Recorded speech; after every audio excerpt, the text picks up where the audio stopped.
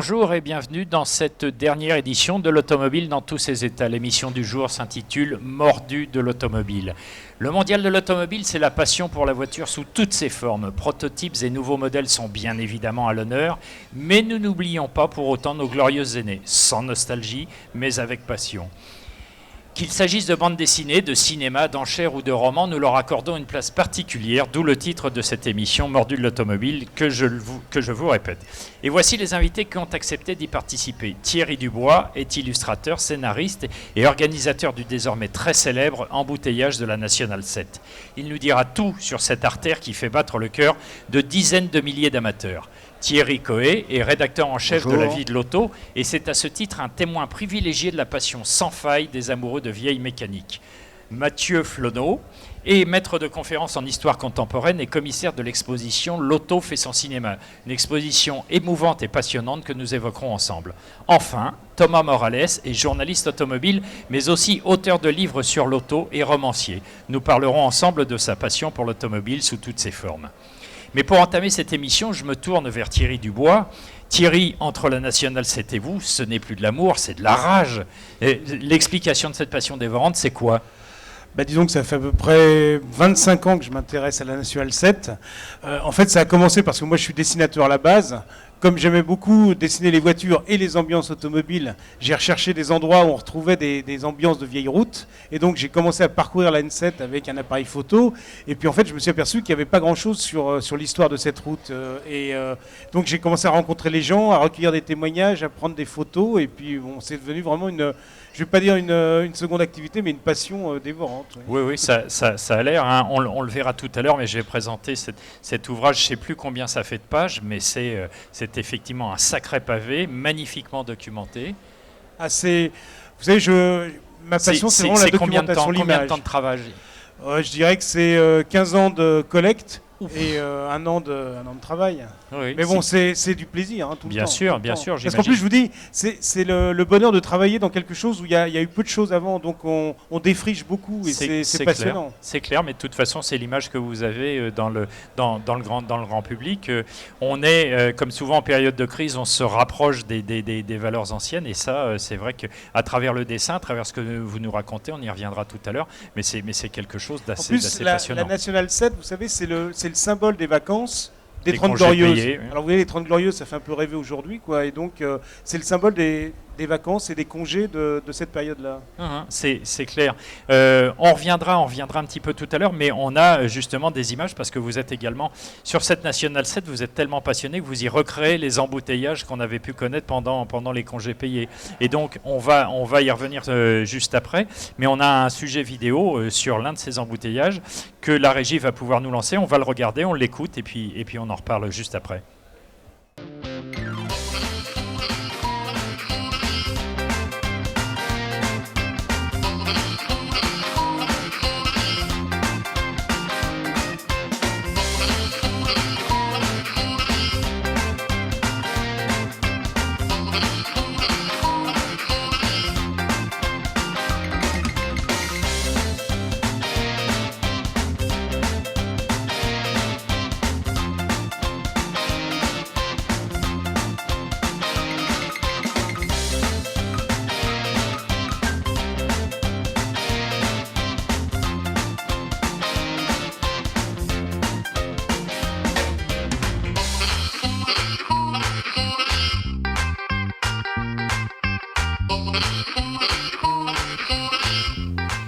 Bon on voit les images, on a bien compris ce qui se passe. Par les temps qui courent, effectivement, quand on parle à l'automobiliste moyen d'embouteillage, il a tout compris. Quand on voit les quais qui sont coupés à Paris, etc., etc. Et là, vous êtes assez vicieux pour venir sur des jolies journées comme ça, vous entasser, vous agglutiner pour reproduire un embouteillage célèbre. Oui, en plus, c'est vraiment les seuls embouteillages où les gens disent on est content de venir. J'espère qu'il n'y a pas de char sur la Nationale, en revanche. Non. Ça, c'était il y a 70 ans. D'accord. Mais non, c'est vrai que c'est vraiment sympathique parce que, comme vous le disiez, il y a une espèce de recherche des valeurs dans le passé ou quoi que ce soit. Mais surtout, moi, je revendique la nostalgie. J'ai pas honte de dire la nostalgie, c'est le passé, c'est que le bon côté du passé, quoi. C'est le passé sans les emmerdes. Donc vous n'êtes pas dans le « c'était mieux avant ». disons que c'était différent. On n'en garde que les bons côtés. Non, mais c'est clair, on garde que les bons souvenirs. Vous savez, aujourd'hui, on a une époque où le présent est pas très drôle, le futur est incertain, donc le passé, c'est confortable, en fait. Oui. Tout le monde a des bons souvenirs de vacances et de National 7. Enfin, le passé est incertain. Si on écoute les constructeurs, l'avenir de l'auto, c'est l'auto qui conduit toute seule. Donc effectivement, sur les autos qu'on voit là, il faut bien s'en occuper, il faut les traiter avec gentillesse, il faut connaître les petits défauts parce que si on fait comme ça démarrera pas. Enfin, vous savez, je fais la National 7 à peu près 6-8 fois par an. Les 2 tiers du temps en voiture ancienne, et franchement je tombe rarement en panne quand on roule beaucoup les voitures. Oui, c'est clair, les voitures ne s'abîment pas quand on roule avec tous les jours, c'est clair, il faut pas les laisser sécher. Thierry Coët, justement, c'est un univers que vous connaissez bien puisque en tant que rédacteur en chef de la vie de l'auto, vous avez écrit des pages et vos collaborateurs aussi sur ces sujets. Toutes les semaines, absolument, nous sommes hebdomadaires, mais je te confirme, Thierry, absolument, une voiture ancienne, il faut qu'elle roule. La meilleure façon de la préserver, c'est de la faire rouler en permanence. Oui. Ça évite que tout sèche, que les durites sèchent, que les freins coincent, etc. Absolument. Mais allez-y Thierry, vous avez la parole. En plus, vous organisez pas mal d'événements, me semble-t-il, dans ce monde. Vous les couvrez aussi. En tout cas, beaucoup d'événements. Oui, bien sûr. On en organise quelques-uns, notamment un salon pour la moto de collection, notamment une grosse réunion de concentration. Qui s'est terminée il n'y a pas très longtemps. Qui va démarrer début novembre. D'accord, parce qu'il y en a un qui s'est terminé il n'y a pas très longtemps en région parisienne. 18 000 visiteurs, je crois. Sur Automédon, absolument. Ça fait partie des événements que nous couvrons. Écoutez, nous essayons de couvrir tout ce qui se passe dans le monde de la collection. Et il me semble avoir lu quelque part, chez vous peut-être, qu'il y a une recrudescence du nombre de visiteurs sur tout ce qui est les vieilles autos, les vieilles motos. Sur les salons et sur toutes les manifestations en général, absolument. Ça fait désormais de très bons chiffres. Et vous parliez tout à l'heure de voitures autonomes, de voitures qui ne polluent plus, de voitures, etc. Malgré tout ça, je pense que la passion pour l'automobile reste intacte et quelque part ça nous sert, entre guillemets, plus la voiture est désincarnée, plus on en revient à s'occuper et à s'intéresser aux voitures anciennes, qui ont un vrai caractère. On aura l'occasion d'y revenir tout à l'heure avec Mathieu, mais les voitures désincarnées, il y a 2 autos sur l'exposition et le cinéma qui sont tous sauf désincarnées, Christine et Choupette. Absolument. Christine et Choupette. Moi j'avoue que c'est une version de l'automobile autonome qui me plaît bien, surtout Choupette, plus que Christine, parce qu'elle avait vraiment mauvais caractère. Vous voulez nous en parler maintenant, Mathieu ? Évidemment, tout ce qui est dit là participe du rêve automobile, de l'idéal automobile. Enfin, la nostalgie n'est pas interdite, et heureusement. Le monde d'avant, à certains égards, est désirable. C'est pas une raison pour regarder trop sévèrement le monde contemporain. Toutefois, s'interdire la nostalgie, c'est s'interdire des sentiments, c'est s'interdire des choses qui sont parfois immatérielles, mais qui pèsent lourd finalement dans une existence et dans un week-end convivial. Toutes les manifestations couvrent la vie de l'auto. Je dois avouer que la première fois que j'avais vraiment prêté attention à l'embouteillage de Thierry Dubois, j'avais été frappé par la conjonction avec le festival qui se tient pour les littéraires à Saint-Malo qui s'appelle Les Étonnants Voyageurs. Et là vraiment vous avez des étonnants voyageurs parce que pour aller s'embouteiller, c'est quand même quelque chose d'étrange. On est bien d'accord. Et en même temps, tout le monde est content. Et en même temps, tout le monde est content. Donc, il y a quelque chose là qui touche à une raison qui n'est pas résonante, à quelque chose qui touche à l'affect et donc qui est très attachant. Alors, je vous propose, on a en régie, on a une vidéo justement qui montre cette exposition l'automobile et le cinéma qui est absolument extraordinaire. C'est une 50aine de véhicules, c'est 7 univers différents, je crois. Oui, alors le mérite du rassemblement des véhicules en revient à la Fédération française des véhicules d'époque qui traditionnellement, avec Laurent Herriot, qui est le coordinateur automobile, rassemble ces véhicules, des passionnés à chaque fois, des collections à chaque fois. Et donc ces véhicules-là ont été choisis parmi 150, on est parti de 150. D'accord. Donc on a maintenu... Ça a été un crève-cœur. Ça a été un crève-cœur.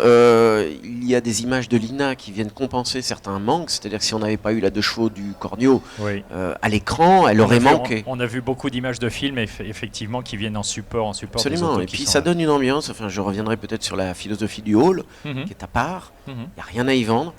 Mais tout a de la valeur. Bien sûr, et c'est que du rêve. Je vous propose, on a une petite vidéo, je pense qu'elle est calée, sur ça. Comme c'est une vidéo sonore, on va se taire, on va regarder, écouter, qui concerne justement cette expo sur le cinéma.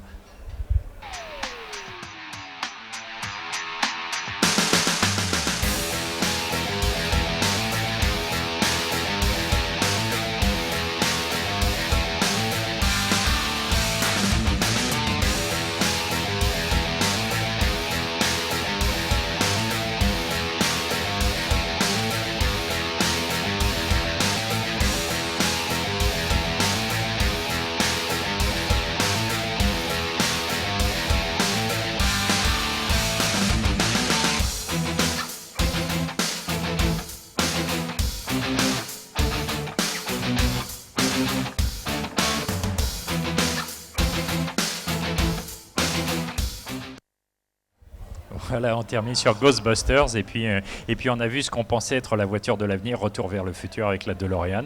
Il y en a une qu'on n'a pas vue et je le regrette, on l'avait déjà évoquée dans la première émission que nous avons fait ensemble, qui est la fameuse voiture caméra pilotée par Steve McQueen au Mans. En effet, celle-ci est une voiture authentique. Alors certaines sont des clones, mais enfin on peut croire que ce sont, au travers des produits industriels, des voitures originales. Ce qui est intéressant, c'est que vous l'avez constaté, le public est divers, toutes les générations. Tout le monde rentre un peu interloqué dans un hall qui est plus sombre que les autres. En se demandant ce qu'ils vont y trouver. Ouais. Moins criard, Oui. peut-être aussi. Et puis avec des possibilités de s'asseoir dans des vrais fauteuils de cinéma. Et puis tout le monde en ressort avec un sourire incroyable, parce que Oui. chacun y a trouvé, quelle que soit la génération, un écho. Oui, ça a touché l'univers de la plupart d'entre nous, qu'on ait été enfant, adolescent ou adulte. On y a vu des choses. Vous avez une idée de la fréquentation Alors écoutez, on dit que le mondial se porte bien, même si les chiffres de fréquentation sont un petit peu en baisse. En tout cas, le Hall 8 n'est absolument pas impacté par cette baisse générale. Le Hall 8, la moquette y est usée, on en a remplacé. On a quand même là quelques signes qui témoignent du fait que ça a été très fréquenté. Hein. Oui. Il y a vraiment un engouement qui en dit très long, à mon avis. On pourra y revenir peut-être avec mon voisin de gauche sur le goût de l'automobile ancienne, le goût du patrimoine automobile. Voilà, ça révèle une demande. Une Cette façon de se demande, rassurer quelque part sur les incertitudes de l'avenir. oui, et puis aussi de contester aussi peut-être une manière de tenir l'automobile un peu en lisière aujourd'hui, de tout ce C'est le qui moins est qu'on politiquement puisse dire. correct. Voilà, le moins qu'on puisse dire. C'est le moins qu'on puisse dire. Et Il dès y a qu'on une sort du demande. bois, on prend un coup de fusil. Oui. Voilà, mais le commissaire général Jean-Claude Giraud disait on pourrait prolonger le Hall 8 pendant 15 jours. Il aurait du succès encore pendant 15 jours. D'accord. Il faut y adjoindre une salle de cinéma et passer l'ensemble des films dont sont tirés les extraits en support des voitures. Voilà, c'est mon avis, c'est trop court. Oui, tout à fait. Thomas, on parlait de nostalgie. Il me semble me souvenir, j'ai quelques-uns de vos ouvrages automobiles, Mythologie automobile, qui est une pure merveille. On a aussi ce dictionnaire élégant de l'automobile que moi j'adore. Et puis, on n'a pas tout. Vous êtes également romancier. Mais moi, je me souviens, et ça me touche, c'est normal parce que je suis propriétaire d'une de ces autos, dans la série, je crois que c'était chez ETAI, ETAI, oui. l'auto de mon La père. collection de mon père, j'ai oui. fait le break 240. Le break 240, Volvo. De Volvo, évidemment. Surnommé la brique par tous les amateurs.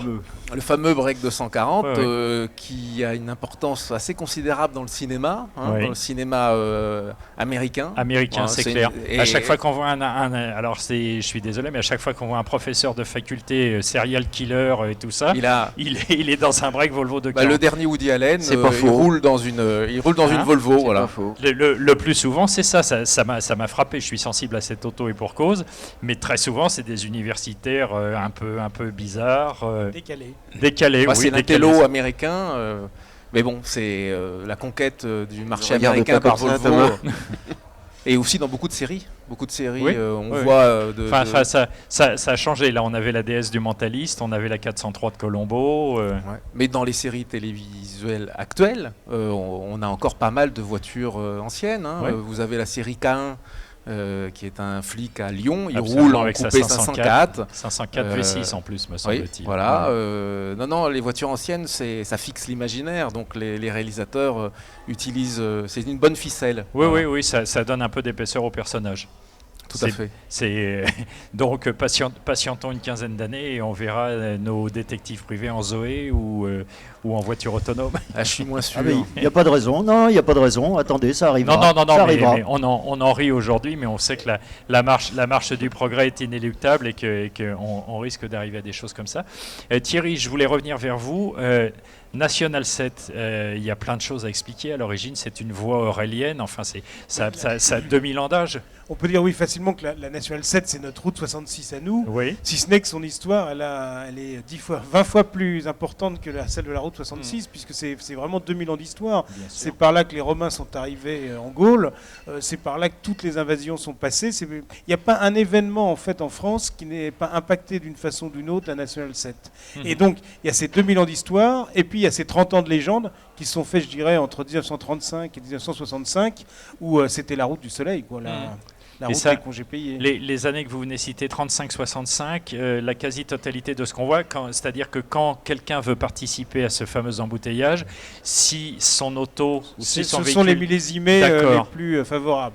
Les plus favorables, mais ça veut dire que vous pouvez en accueillir d'autres qui datent d'avant ou qui datent d'après. Un petit peu d'avant, d'après, on évite. On évite parce Ouais. qu'après, les voitures changent complètement. Vous C'est voyez, clair. la Renault 16, c'est une voiture qui arrive en 65, c'est une voiture taillée pour l'autoroute. C'est On clair. change de C'est clair. philosophie Ouais. automobile. Alors, j'ai pas trop parlé de moi, mais mes parents en avaient une. Et c'est vrai qu'à l'époque, nous, jeunes conducteurs qui venions d'avoir notre permis, c'était un avion de chasse. Je me souviens ils avaient une 16 TS et la 16 TX qui avait le petit aileron chromé à l'arrière. Et 4 phares. Voilà, nous on est allé avec notre papa voir le concessionnaire pour faire installer l'aileron. Il nous a dit ça augmente tellement les performances qu'on a interdiction de le monter.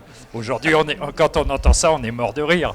On est mort de rire, mais c'était la légende et nous, ça nous faisait rêver. On n'avait pas ce petit aileron Ça chromé. plaquait la R16 au sol. Oui, on imagine bien, mais c'est vrai qu'à l'époque, ça prenait 170 compteurs. C'était un Rafale ou un Mirage 4, quoi. Au point que les premiers customiseurs de DS mettaient des ailerons de R16 Ouais. sur les toits de DS. Enfin, petite anecdote, si tu permets. Bien sûr. Lorsque Georges Pompidou inaugure le tronçon de l'autoroute Ouais. qui passe à Savigny-les-Beaunes, là où il y a une plaque magnifique à 29 flanc de octobre montagne, 1970. il Magnifique. est en Renault 16 TS, prend soin de préciser le commentateur de l'époque. Et évidemment, il a sa cigarette à la main, il a le coude à la portière, et le journal, qui est le journal... François. Non, la Bourgogne, enfin un journal local à Le l'époque, journal de Saône-et-Loire. rapporte qu'il a roulé à 160 à l'heure. Alors évidemment, c'est une période à laquelle les limitations de vitesse n'existent pas. Mais enfin, il y a quelque chose quand même de l'imaginaire lié à un président et à cette image régalienne de l'automobile. Oui, en plus de ça, je parle sous votre contrôle, mais il me semble que M. Pompidou possédait une Porsche 911. Alors, 356. 300. Voilà. Il l'avait offerte à son épouse. Voilà. J'ai bien fait de tendre la joue, ça m'apprendra. Qui est toujours dans la collection de Porsche France. Et je tiens de Madame 356. Claude Pompidou elle-même, avant qu'elle ne décède malheureusement, que les seules disputes, elle avait tenu à me le dire, les seules disputes qu'elle avait eues avec son mari étaient pour conduire, savoir qui conduisait, Ah d'accord. entre elle et lui. D'accord, parce que Claude Pompidou voulait prendre le volant. C'était la sienne. Ouais. Ah Il d'accord. lui avait offerte. D'accord. Il se l'est offert, d'accord. C'est comme à Noël quand on offre un truc aux enfants en disant tiens c'est pour toi, mais je vais te le reprendre, tout de suite. Mais est-ce que c'est pas une exception, Pompidou, toi qui connais bien Totalement. Et voilà. on est là à la fin de l'acmé des On 30 a, Glorieuses. on a François Fillon aussi qui. Oui, mais qui l'assume à la rigueur moins Ouais. publiquement. Et, Oui, c'est l'époque qui veut ça. Bah, c'est l'époque qui veut ça. Sur circuit aux 24 sûr. heures du Mans. Oui, oui, ah, bah là, il l'assume. effectivement, ouais, ouais. Mais de fait, enfin, François Fillon, Premier ministre, n'a pas réussi à relancer le Grand Prix de France de Formule 1. Oui. Bah c'est le grand argentier, c'est Bernie Ecclestone et tout ça. Là, après, on rentre dans des nébuleuses qu'il est difficile. Thierry, vous vouliez réagir? Non, pas du tout. Pas du tout. Donc, bon, bah alors, du coup. Non, mais c'est vrai que le président Pompidou, c'est vraiment le symbole des 30 Glorieuses. Pour ça, comme vous dites, François, la cigarette, la vitesse sur la route. Voilà. Voilà, On est dans pas de plein dans les années limitation de 60. vitesse, absolument. Et puis Henri IV avait la poule au pot, Georges Pompidou, il y a l'automobile dans le panier du président, quoi. C'est un petit peu. Alors là, on va faire peut-être une petite aparté, mais effectivement, on le sent bien. Là, on est dans la passion de l'automobile, on est dans la réalité d'un pays aussi, avec des fabricants historiques.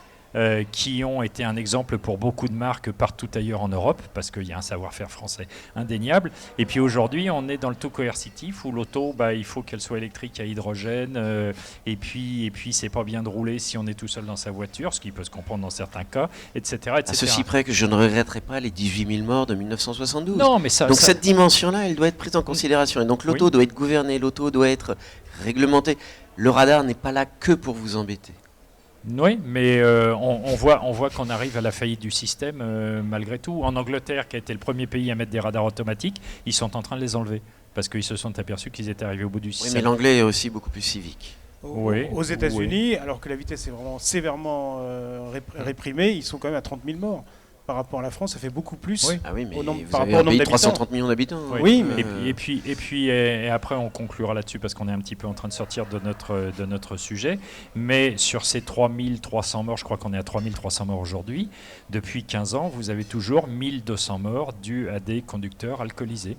Et donc, quand on parle de grande cause nationale, pourquoi est-ce qu'on ne s'occupe pas de ça Là, on est d'accord. à bras raccourcis, parce qu'il faut mettre du personnel sur la route. Mais bon, revenons. Et justement, ça me permet de faire une liaison. Moi, je me souviens, une fois encore, je vais parler de moi, je suis désolé, quand j'étais gamin, quand on croisait des motards, les fameux motards, on les voyait tout à l'heure, quand on croisait les motards sur la BMW, c'était les anges de la route. Oui, l'image a changé. C'était les anges de la route, c'est-à-dire qu'on se faisait arrêter, ils disaient attention monsieur, vous avez vu votre pneu est dégonflé, vous devriez vous arrêter à la prochaine station-service, etc., etc. Aujourd'hui, on voit un motard, on dit oh là là, j'ai combien de points qui vont sauter, qui vont passer à la poubelle. C'est d'ailleurs marrant de voir, j'ai beaucoup de témoignages sur la National 7 de l'aide des forces de l'ordre qui poussent des voitures en panne, qui réparent, qui aident les gens. C'est assez marrant parce que c'est des choses qu'on n'imagine plus du tout aujourd'hui, quoi. Où c'est vrai, la répression est en général la première image qu'on a des forces de l'ordre, malheureusement. Alors, il y a une exception pour rebondir là-dessus, c'est quand on roule justement en voiture ancienne. Oui. Quelle sympathie, quelle capitale sympathie, tout le monde s'arrête, tout le monde vous questionne, y compris les forces de l'ordre.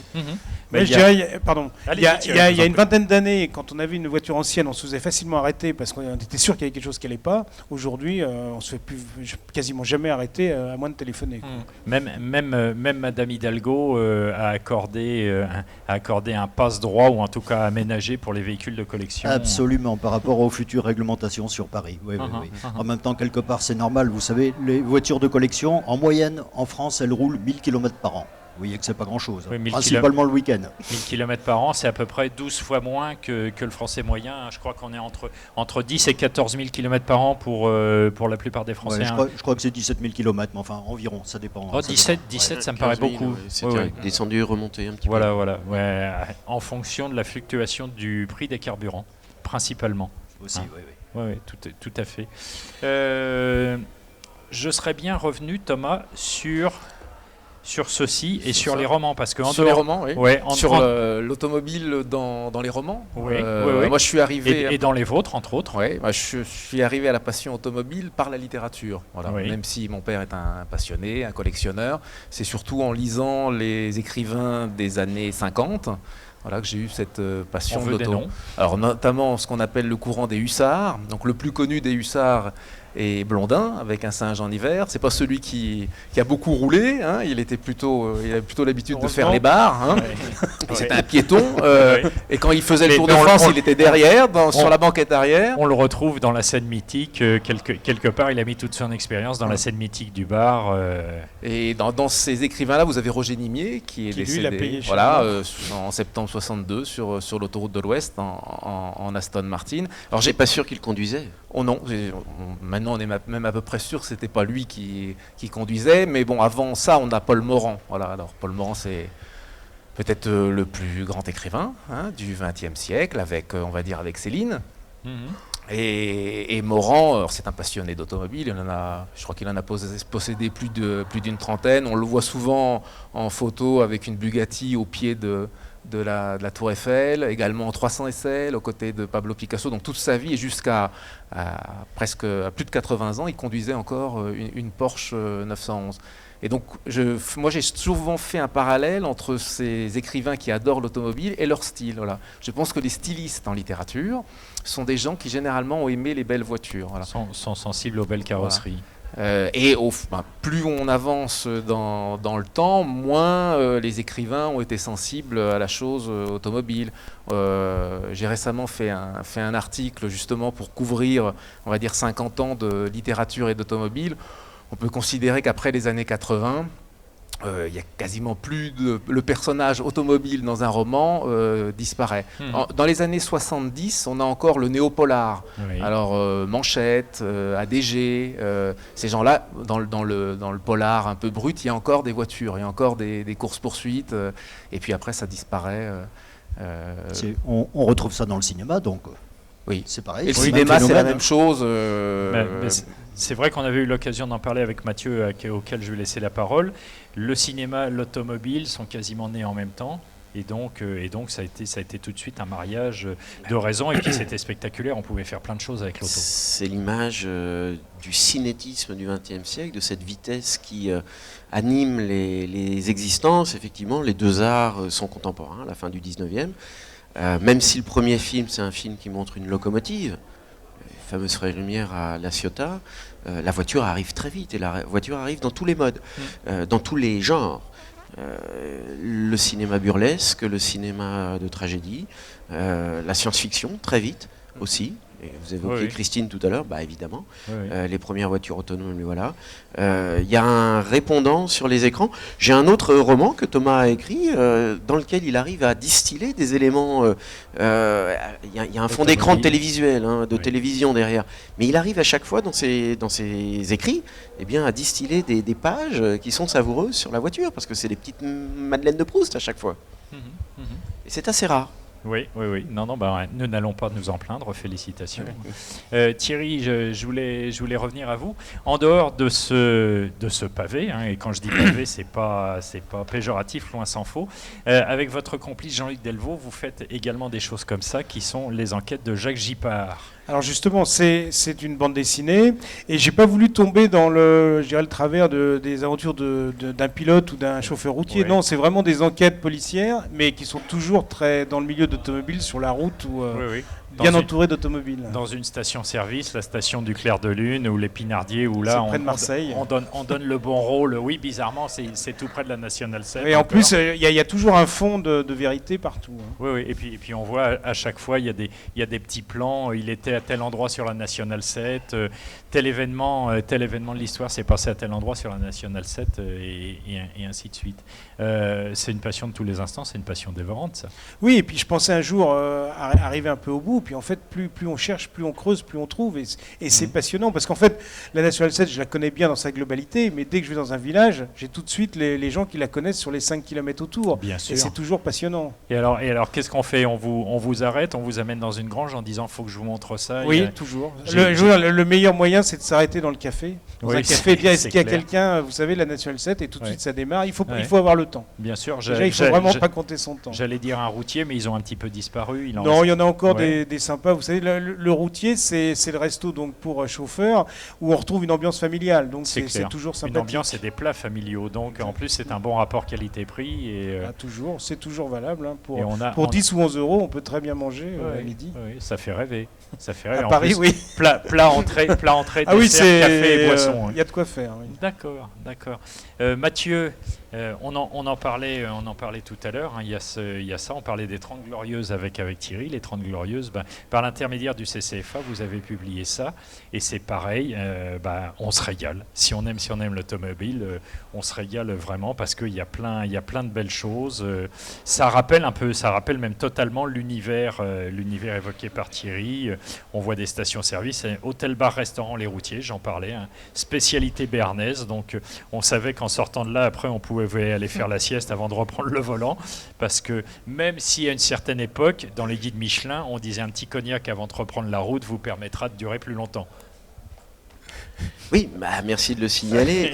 Sur l'historique du projet, il se trouve que le CCFA a été intéressé par le fait qu'un universitaire ne parle pas négativement de l'automobile. Le projet est plus ancien. Oui. De fait, ils y ont contribué, mais lorsqu'il était constitué. Et ce point est important parce que parler positivement de l'automobile, réfléchir à son épaisseur, qui pour moi n'est pas technique et économique, surtout pas, jamais de chiffres, une épaisseur qui est politique, sociale, culturelle, mais qui peut être véritablement aussi très importante dans la société. Mhm. Et je pense que là, tous les domaines sont couverts, jusqu'à la convivialité de ces week-ends privilégiés que LVA relate. On est là dans de la vie. C'est clair. C'est La de liberté. la famille, c'est de la liberté, c'est des valeurs fondamentales, c'est des valeurs anthropologiques. On n'arrivera pas avec les voitures autonomes à nous faire rêver autant.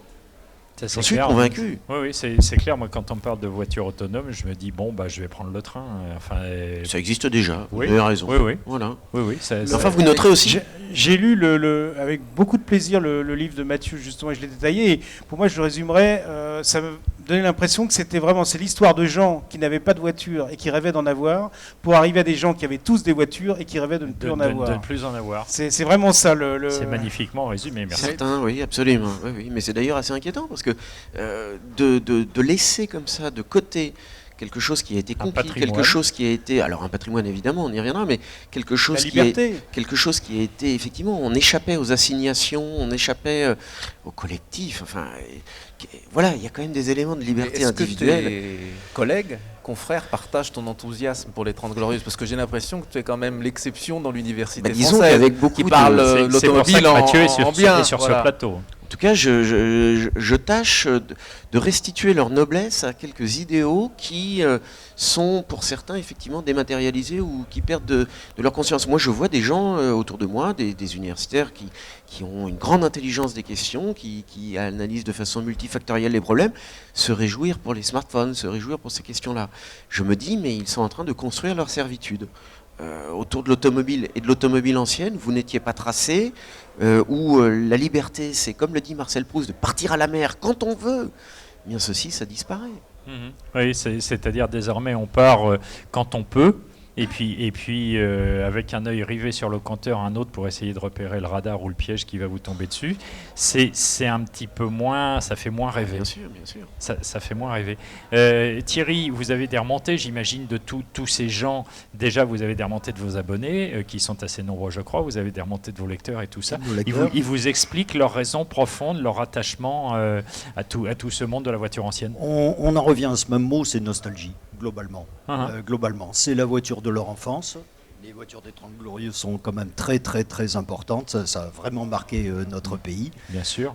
Mais globalement, oui, c'est ça. C'est la nostalgie. C'est le fait d'utiliser une voiture comme on ne peut plus l'utiliser aujourd'hui. C'est le fait de plonger les mains dans la mécanique aussi. C'est une passion. C'est le fait de rouler différent. De rouler différemment, de rouler tranquillement, à son rythme, et dans un véhicule totalement remarquable, quel que soit son prix. Quelle que soit sa marque, quelle que soit son époque. Oui, d'où effectivement, alors je ne sais pas si vous le traitez beaucoup, mais d'où l'avènement des Youngtimers aussi, qui aujourd'hui mélangent un peu le meilleur des deux genres. Ce sont les voitures de collection de demain, absolument. Et nous-mêmes à la rédaction, nous glissons un petit peu avec, nous vieillissons comme tout le monde, et bien sûr, on est obligé de tenir compte de ces nouvelles voitures de collection.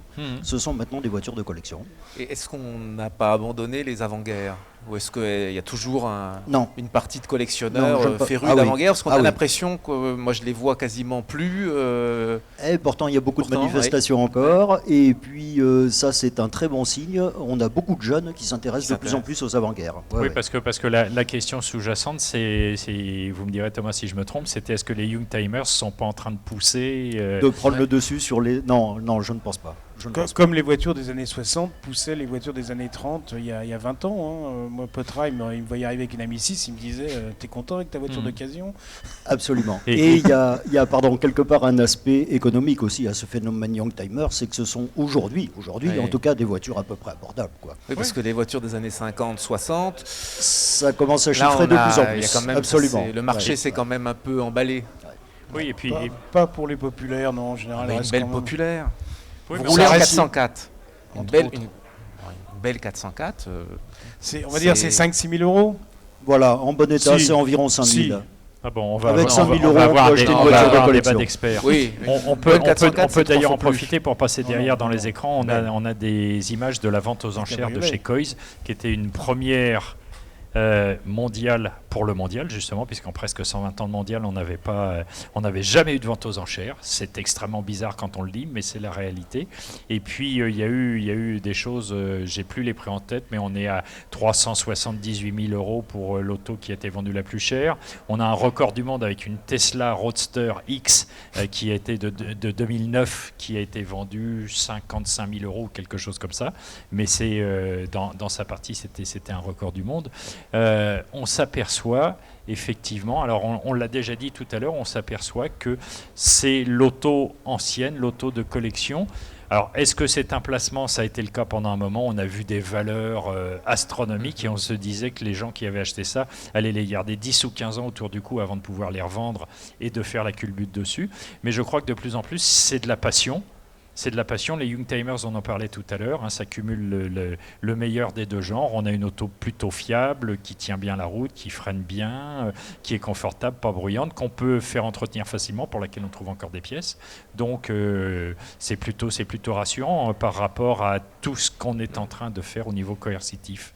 Thierry, vous voulez rebondir là-dessus ou pas ? Non. Je dirais que les prix s'envolent. En fait, c'est pour les véhicules d'exception. Voilà, c'est les sportives, les véhicules à palmarès et tout. Mais les voitures populaires, d'une manière générale, ça stagne quand même. Heureusement d'ailleurs, parce que ça permet justement de s'en servir. Parce que outre le prix, c'est quand vous avez une voiture très chère, vous hésitez à vous en servir déjà. C'est sûr. Je vois passer, je crois que c'était chez Classic Cars, j'ai vu passer une Type modèle 3 V12, 175 000 €. Alors effectivement, elle a été entièrement refaite. C'est beaucoup. Non, C'est mais beaucoup, oui. elle était état neuve, je dirais même à la limite surrestaurée. Surrestaurée. Surrestaurée, on est bien d'accord, il faut garder les autos dans leur jus. Et puis une voiture, c'est fait pour rouler, c'est Oui. fait pour s'en servir. Donc c'est vrai que quand ça atteint ces prix-là, les gens ont peur.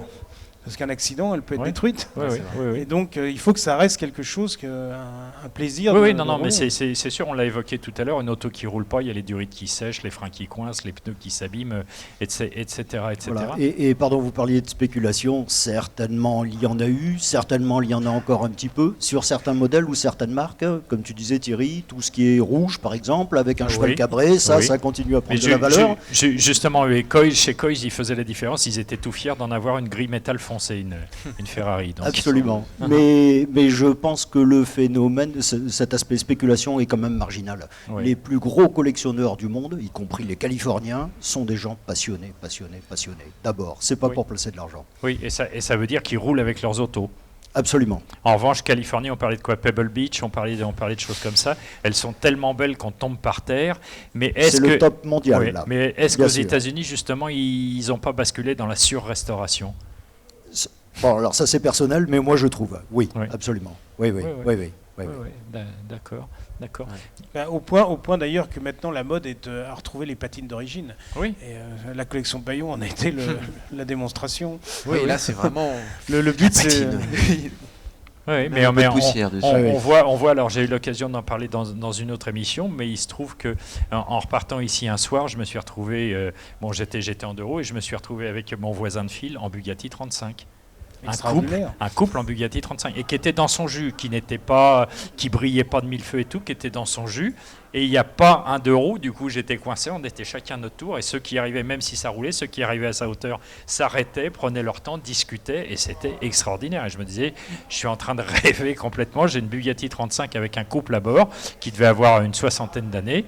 Et la voiture était magnifique, elle fumait pas, enfin c'était extraordinaire. Et ça c'est vraiment une chance. Et je pense que tous ceux qui sont passionnés comme ça par la voiture de collection, par la voiture ancienne, ça fait quelque chose, ça fait vibrer, quoi. Ça me paraît évident. Oui, bien sûr. Et vous parliez des motards, c'est vrai, c'est le cas. Tous les motards s'intéressent à l'automobile de collection. Oui, oui. Il y a oui. un aspect Il y a des connexions, mécanique, il y a- rebelles. exactement, l'histoire, et oui aussi. Rebelle, je crois que c'est la façon de rouler différemment. Oui, quoi. c'est ça. Et c'est vrai que dans les voitures anciennes, une Bugatti 35, on communie avec les éléments autant qu'un moto. C'est-à-dire que toutes les pluies, tous les frimas, tout ça, c'est pour nous. Et Mathieu, il n'y a pas de Bugatti 35 parce que... Il y aurait pu y en avoir une dans un film de Jean Epstein qui, Oui. dans La glace à 3 faces, utilise une Oui. Bugatti. Oui. Il n'y en a pas. Il n'y a pas de Bugatti, effectivement. Non, mais c'est pas un musée, reproche, mais ça sera non, peut-être la Il prochaine en fois. manque un Non, certain Il en manque. T'en prends la route. Oui, oui. Non, mais c'est pas un reproche de ma part parce qu'il y a tellement de belles autos à côté qu'il n'y a pas de souci. Thierry, alors, il y a quelque chose qu'on n'a pas évoqué. Tout le monde appelle National 7 la National 7, alors que finalement, il y a un bout de National 7, un bout de National 6, un bout de Oui, National 9. il y a plusieurs. Il y a 2 routes qui vont de Paris à Lyon, la Nationale 6 et la Nationale 7. La Nationale 6 était la plus facile, c'est d'ailleurs par là C'est que celle qui l'autoroute est partait de passée. Paris, oui. C'est celle qui part par la Bourgogne, donc par Auxerre, Châlons. Et la Nationale 7, elle descendait vers Clermont-Ferrand et elle obliquait vers Lyon. Mais bon, quand on évoque la Nationale 7, on pense surtout à la vallée du Rhône et au Var, c'est-à-dire là où on est dans le soleil et les platanes, quoi. C'est clair. À l'époque, vous avez forcément une idée. On mettait combien de temps pour faire un Paris-Marseille? Disons, entre la famille qui partait en 4 chevaux et qui allait mettre 2 jours, dont le but était déjà de dépasser Lyon le premier jour, à côté de ça, vous aviez le jeune dandy en Triomphe TR3 qui quittait un café le soir, le café de Flore, et qui essayait de prendre son petit-déj à Saint-Tropez le matin. Oui, c'était du dernier chic qui prévenait ses copains qui prenaient le petit déjeuner chez Sénéquier Voilà. en disant je pars maintenant. Je crois que Johnny a fait un record, 6 heures il me semble. Voilà. Boulevard Saint-Germain, Saint-Tropez, C'est 6 vrai. heures en Mustang. Ou En quelque- Mustang, Voilà. oui, en plus en Mustang, il y avait Voilà. un peu de travail, quoi, parce que c'était quand même pas, je me souviens pas que c'était un monstre de tenue de route. Il y avait un gros moteur, mais il n'y avait pas de châssis, il n'y avait pas de frein. Il fallait que ce soit sur temps sec, c'est Comme, sûr. comme, parce comme que- souvent les Américains. Oui, mais Johnny Hallyday n'a jamais eu peur peur de rien. Donc, mais c'est un vrai passionné de mécanique. Ça, c'est une. Là aussi, ça, les légendes des yéyés, on va dire, étaient passionnés d'automobile. Il y avait ça aussi, vraies épaves, fausses casses. Il y a eu, pour répondre à l'engouement de la voiture de collection, des mises en scène aussi. Ah oui, oui, absolument. Ça, c'est très particulier. C'est un collectionneur qui a fabriqué, on peut presque le dire, qui a fabriqué sa forêt d'épaves avec des voitures en décomposition. Formidable. Et à part des ennuis, il en a tiré quoi? Rien du tout, c'est son plaisir personnel. Mais c'est très curieux, ces forêts d'épaves et ces voitures en décomposition. Ça attire énormément nos lecteurs. Okay. Et d'ailleurs, je peux vous le dire, ça sera dans le numéro de la semaine prochaine. On a un scoop. Absolument, absolument. On vient de visiter encore une casse dans le sud de la France. Enfin, c'est pas une casse, justement, c'est une forêt, un jardin. C'est le jardin chez quelqu'un qui a quand même 130 et quelques voitures, près de 80 motos qui sont en décomposition. Ouais. Donc on vient de faire le reportage. On voit tout ça pour ceux, les rares qui ne connaîtraient pas la vie de l'auto, visuellement comme ça on l'a reconnu. Il me reste à vous remercier, ça sera le mot de la fin. Merci à tous pour votre participation. Moi j'ai trouvé ça passionnant, j'espère que ceux qui nous regardent aussi. Et maintenant on reçoit la PFA pour les 5 dernières minutes. Merci messieurs. Merci.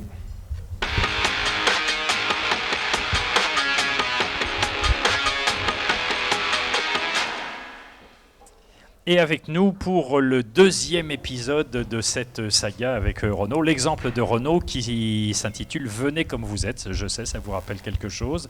Je vous souhaite donc bon appétit. Et avec nous sur ce plateau, 4 invités. Alors, il faut que je me réfère à mon petit plan de table. Sergio Bocos. Oui, c'est moi. Je ne me suis pas trompé, magnifique. Alors, je vais essayer de prononcer, je ne suis pas fluente en espagnol. Escuela de Ingenieros de Valladolid, donc École nationale supérieure des arts et métiers à Paris. Oui, c'est correct. En dernière année, oui, sur le français, j'y arrive à peu près. Ingénieur produit chez Bertrand SAS pour Renault pendant 1 an, puis embauché par Renault dans votre poste actuel. Et vous êtes spécialiste métier conception produit process à l'ingénierie du Technocentre de Guyancourt. Karim El Attachi, vous êtes là, d'accord, pardon. Excusez-moi, vous êtes ingénieur ESIEE, télécommunications et réseaux, leader ingénierie réseau Ethernet. Je crois que j'ai tout cité, oui, absolument. Donc Clément Carle, bonjour. Je ne pouvais pas me tromper, vous êtes le dernier de ces messieurs. Grande école de commerce EDEC, plus un MSc in Automotive Management en allemand. Je suis encore moins fluente en allemand, donc je ne prononcerai pas Universität für Wirtschaft, etc., etc. 1 an de césure comme assistant du chef de projet après-vente Edison au Technocentre Renault. Et vous êtes consultant junior Renault Consulting au siège de Renault Boulogne-Billancourt. Exactement. Enfin, Nathalie Huil, Global Manager RH, Vente Monde. Alors, je rappelle, et avant de vous passer le micro, attention à ne pas cogner le micro, là on a tous les oreilles qui ont sauté. 1 emploi sur 10 en France et dans l'automobile, amont plus aval de la filière, dans un contexte de marché mondial en croissance qui prévoit une progression de la production mondiale annuelle de 85 millions actuellement à 100 millions en 2020 et 130 millions en 2030. Ça, c'est le scénario moyen. Renault est véritablement en ordre de marche dans la conquête de ces marchés. Nouvelle illustration aujourd'hui de cette dynamique de la filière automobile française avec vous. Et on commence avec vous, Nathalie, par un coup d'œil sur l'offre. Quelles opportunités aujourd'hui chez Renault pour un jeune ? Alors aujourd'hui, il y a des opportunités pour les jeunes et pour les autres. Nous recrutons sur toutes les catégories professionnelles, que ce soit des ouvriers, des techniciens, des ingénieurs ou des cadres. Mais pour les jeunes qui nous aideront à préparer l'avenir, nous recrutons sur des compétences ciblées pour préparer les véhicules de demain, que ce soit le connecté, l'électrique ou d'autres technologies qui seront dans la rue demain. D'accord. Alors Sergio, Karim, Clément, chacun votre tour, votre motivation, le parcours de formation, l'expérience et quoi dans 5 ans? Et tout ça en juste 30 secondes. Alors ma motivation, c'était d'intégrer avant tout une industrie qui réalise un produit que je trouve extraordinaire, d'une complexité fantastique et d'une vraie beauté qui crée une vraie passion. Ça, c'est la motivation principale. Pourquoi Renault? Tout simplement parce que c'est un groupe extrêmement international qui, avec l'Alliance Renault-Nissan, a su développer des pratiques qui font vraiment cas d'école. Donc c'était pour moi l'opportunité d'apprendre beaucoup d'une entreprise internationale. D'accord, donc entre autres, je retiens l'envie de voyager. Oui, donc moi je suis pourquoi ma mission actuelle, ma motivation, c'était de travailler sur l'introduction d'innovation dans le monde de l'automotive, donc avec l'adaptation du standard Ethernet au monde de l'automotive. Donc un sujet assez innovant où je travaille avec d'autres constructeurs, notamment dans le groupe de standardisation et sur des projets communs Alliance Renault-Nissan. Et pourquoi Renault? Car c'est un groupe qui correspond parfaitement à mes attentes de par son envergure internationale, mais aussi son expertise dans le monde de l'automobile. Et dans l'avenir, je pense évoluer verticalement, donc rester dans mon domaine de spécialité et acquérir plus de responsabilités à moyen et voire long terme. Ça, c'est tout le mal qu'on vous souhaite, et je retiens aussi que la dimension internationale du groupe vous intéresse, puisque vous pourriez, le cas échéant, aller voir un petit peu ce qui se passe chez Nissan ou des choses de ce genre. Effectivement, je travaille actuellement sur les architectures à la fois communes Renault-Nissan, donc c'est transparent pour moi d'un point de vue travail aujourd'hui au quotidien. Et vous me confirmez qu'au niveau électricité, aujourd'hui, il y a, enfin moi c'est ce que j'avais retenu, alors est-ce que c'est vrai, est-ce que ça ne l'est plus, Nissan donnait beaucoup de choses à Renault, mais depuis ça s'est sans doute équilibré. Effectivement, depuis notre alliance en 99, on a une tendance à communaliser nos ressources, que ce soit donc d'un point de vue architecture. Il y a pas mal de choses dans la partie qu'on ne voit pas dans la voiture qui est très commun d'un point de vue Renault-Nissan et aussi d'un point de vue métier. On a une tendance à converger de ce point de vue-là. Merci beaucoup. Je vous en prie, à vous. Bon, et en dernier lieu, moi, comme vous le savez, comme vous l'avez dit avant, je viens de Valladolid, dont il y a un grand site de production, comme tout le monde du monde automobile le sait. Donc, mais c'est bien de le répéter aussi. Oui, très bien. Donc en fait, je me sentais très attaché déjà au groupe Renault, d'autant plus parce que j'avais plusieurs familles qui travaillaient chez le groupe, des amis, etc. Je savais qu'on pouvait tout faire et que Renault restait un groupe innovant et aussi, comme mes collègues l'ont dit, un groupe international, global. Donc c'était notamment cet aspect qui m'attirait le plus. Oui, et vous, le côté international en tant qu'Espagnol, quand vous êtes en France, vous avez déjà franchi cette marche, en quelque sorte. Mais j'imagine que vous envisagez de pouvoir voyager, aller ailleurs, et c'est l'opportunité qu'offre le groupe Renault, l'Alliance Renault. Oui, comme l'autre jour le président Ghosn le disait, aujourd'hui on est une grande alliance, on a même des partenariats avec Daimler, mais notamment avec Infiniti et Nissan. Et c'est des portes qui restent ouvertes pour tous les gens qui intègrent le groupe aujourd'hui. D'accord. Alors je vais refaire un rapide petit tour de table. En 3 mots, ce que chacun d'entre vous pense de son mini-parcours d'insertion professionnelle. Moi, je pense que c'est un parcours qui est extrêmement riche. Dès les premiers mois, on a eu une journée de formation métier qui nous a permis de voir au-delà de notre propre direction les métiers de l'ensemble de l'entreprise, que ce soit du développement jusqu'à la vente, donc vraiment sur l'ensemble de la chaîne de la valeur. Et également extrêmement motivant parce qu'on voit les grands défis qui s'ouvrent à l'industrie automobile. Donc c'est vraiment extrêmement d'avoir comme ça une target du futur, de la voiture connectée, de la voiture autonome, c'est vraiment quelque chose d'extrêmement motivant. On a bien compris, tous ceux qui viennent ici nous parlent beaucoup, toutes maisons confondues, nous parlent beaucoup de connectivité, d'avenir, de mobilité. Oui, effectivement, comme il a été dit précédemment, le parcours d'intégration chez Renault est très intéressant et assez spécial sur le marché. Je pense que c'est vraiment très intéressant car on peut voir notamment via un stage usine l'aspect conception en usine, implémentation sur une chaîne de montage. Donc, il y a aussi un aspect plutôt commercial, donc comment une fois que la voiture est fabriquée, comment elle est vendue, le processus qui est mis en œuvre, notamment avec les ventes de véhicules neufs et de véhicules d'occasion. Donc, ce qui permet d'avoir aussi en parallèle une vision de l'ensemble des métiers chez Renault, que ce soit au niveau des achats, au niveau des ouvriers en usine. Donc c'est très intéressant de ce point de vue-là, et aussi de mieux comprendre aussi les problématiques à venir et l'ensemble des métiers qui sont mis en œuvre pour ces challenges-là. Ok. Sergio. Mon parcours d'intégration, ça a été un peu les mêmes que ceux de mes collègues. Et en plus, je remarquerai que surtout, dès les débuts, on voyait que vraiment, on se donnait tous les moyens pour qu'on soit formé et pour qu'on apprenne bien le métier. Donc, c'est ça qui te motive en fait. Tu arrives à t'éclater, tu arrives à tout faire. Tu ne vas pas rester sur ton ordinateur, il te laisse faire, aller visiter les vents, aller conduire des voitures. Voilà. Enfin, c'est un peu ça qui m'a bien plu. D'accord. Nathalie, une très courte conclusion, parce que vous savez que malheureusement le chrono tourne. Eh bien, venez consulter notre site, rejoignez Renault, c'est un groupe qui vous attend pour vous proposer une carrière dans un esprit d'ouverture et de diversité. Je vous rassure, vous ne vous adressiez pas à moi exactement, parce que moi je suis plutôt en fin de carrière. Merci beaucoup. Donc, je rappelle qu'au sein de Renault, qui fait la part belle à l'innovation, on l'a compris, dans tous les domaines, particulièrement celui de la mobilité électrique, de la mobilité autonome, les opportunités de recrutement sont importantes et particulièrement motivantes à tous les niveaux de formation. Pour en savoir plus, parce que c'est toujours un peu frustrant, cette émission est très courte, 5 minutes, je vous invite à aller regarder le site planèteautomobile.com qui permet de prolonger ces sujets et qui vous dira tout sur les opportunités de la filière. Merci beaucoup, à bientôt.